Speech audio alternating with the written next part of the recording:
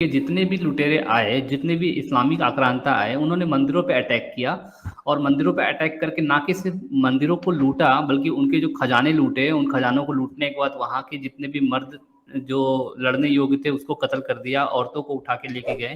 تو آج کا جو ٹاپک ہمارا یہی ہے کہ یہ آخر کیوں ایسا کرتے تھے؟ ایک تو خزانہ لوٹنا تو تھا ہی، اور مورتیوں کو توڑتے تھے کہ اسلام میں وہ حرام ہے۔ تو آپ اس کے بارے میں تھوڑا سا روشنی اور ڈالیے تاکہ اور چیزیں کلیئر ہو جائے گی۔ ہم سبھی جانتے ہیں کہ اسلام صرف دو چیزوں کا نام ہے۔ ایک حدیث ہے جس کا متن کچھ اس طریقے سے ہے،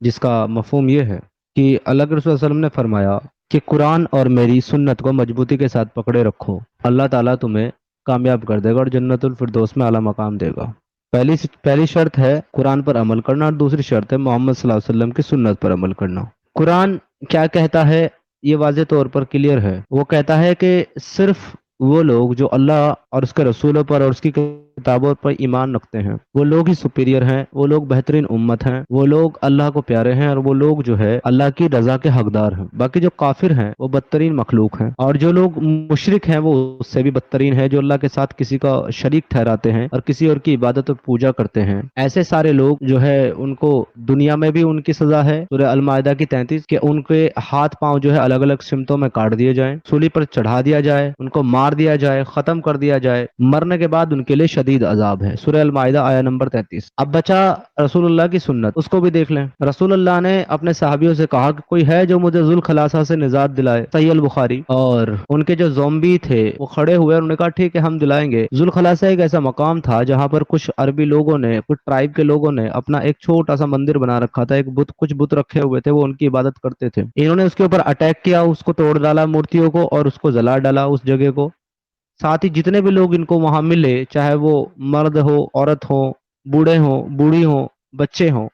ان سب کو ایک ایک کو انہوں نے قتل کر ڈالا۔ یہ رسول اللہ کی سنت ہے۔ اس کے علاوہ رسول اللہ نے لوگوں کو آگے میسج کیا دیا کہ مجھے دنیا کے اندر اللہ نے اس کام کے لیے بھیجا ہے کہ میں بتوں کو توڑوں، جتنے بھی بت ہیں ان سب کو توڑ دوں، تاکہ دنیا کے اندر صرف اور صرف اللہ کی عبادت کی جائے۔ تو مقصد یہ ہے پوری اسلام کا کہ صرف اللہ کی عبادت کی جائے، سب لوگ نماز پڑھنے والے اور اللہ کو پکارنے والے ہوں اور اسلام کے ماننے والے ہوں۔ جب تک یہ مقصد مکمل نہیں ہوگا تب تک یہ دو کام ہوتے رہیں گے، کافروں کے ساتھ جنگ اور بت شکنی، یعنی کہ بتوں کو، معبودوں کو ان کے توڑا جاتا رہے گا۔ دوسری بات یہ ہے کہ یہ سارے کام دو ہی نیت کے ساتھ کیے جاتے تھے۔ جب محمد صاحب اپنے صحابیوں کو کسی بھی مہم پر، جنگ پر جانے کے لیے حکم دیتے تھے تو وہ سامنے صرف دو بات رکھتے تھے کہ تم اللہ کے دین کی خدمت کے لیے جا رہے ہو، جس سے اللہ راضی ہو کر کے تمہیں تمام نعمتیں دے گا جنت کے اندر، تو یہ بدلہ ہے تمہارا آخرت میں، اور دنیا میں بدلہ یہ ہے کہ تم کو مال غنیمت عطا فرمائے گا، اور تم کو جو ہے خوبصورت بہترین لونڈی عطا فرمائے گا، جو کہ تمہارے لیے نعمتیں ہوں گی دنیا میں، اور مرنے کے بعد تم کو جنت دے گا اور اس کے اندر 72 بیویاں ماں دے گا۔ یہ دو چیزوں پر ہی اللہ کے رسول نے تمام صحابیوں کو ابھارا کہ وہ غیر مسلموں پر، مشرکوں کو پر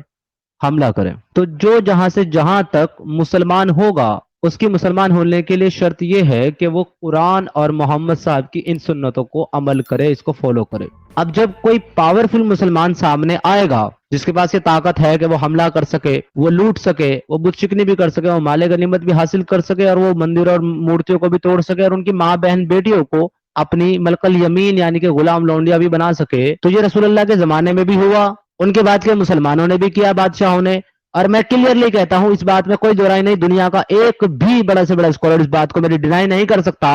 کہ کل جب مسلمان پھر سے میجورٹی اور پاور میں آئے گا تو وہ پھر یہی کرے گا۔ اس ہندوستان میں اگر ایسا ہوا کہ مسلمان میجورٹی میں آ گئے اور پاور آ گئے، تو آپ اپنی آنکھوں سے دیکھیں گے کہ ہماری ہی ماں بہن بیٹیوں کے ساتھ اور ہمارے ساتھ اور تمام بتوں کے ساتھ یہی معاملہ کیا جائے گا، اور یہ معاملہ صرف ہندوستان میں نہیں، دنیا کے ہر حصے میں، ہر خطے میں قیامت تک کیا جائے گا، جب تک لوگ اسلام کو دین، اللہ کو خدا اور اس کی قرآن کو جو ہے خدا کی کتاب اور محمد کو رسول مانتے رہیں گے، وہ سارے لوگ زومبیز کی طرح قیامت تک یہی کام کرتے رہیں گے، کیونکہ یہی اسلام ہے۔ یہ آپ کی ہر ایک اعتراض کا جواب ہے، جتنے اسلام کے آنے سے لے کے آج تک ہوئے ہیں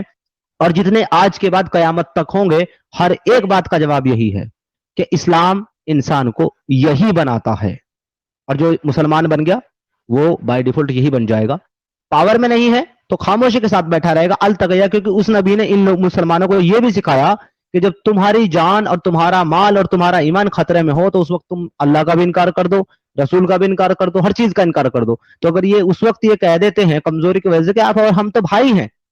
ہمیں آپ کے مذہب سے کوئی تکلیف نہیں، لکم دینکم ولی دین، آپ اپنے دین پر ہم اپنے دین پر، تو یہ بہت نارمل سی بات کر رہے ہیں۔ اگر یہ کل یہ بھی کہہ دیں آپ کو کہ اسلام دین نہیں ہے، محمد رسول نہیں ہے، اللہ خدا نہیں ہے، تو یہ بھی التقیہ کا حصہ ہے اور ان کو یہ بھی معاف ہے، ان کو یہ بھی معاف ہے،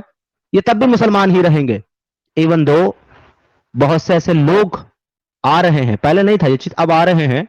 کہ وہ اپنے آپ کو آ کر کے کہتے ہیں ہم ایکس مسلم ہیں، اور ایکس مسلموں کے گروپ میں گھس رہے ہیں، اور وہاں سے ان کی پرسنل ڈیٹیلز، آئیڈینٹی، ان کی لوکیشن نکالنے کی کوشش کی جا رہی ہے۔ یہ معاملہ بھی تازہ تازہ میرے سامنے ایک آیا ہے، ایک آدھ پرسن کا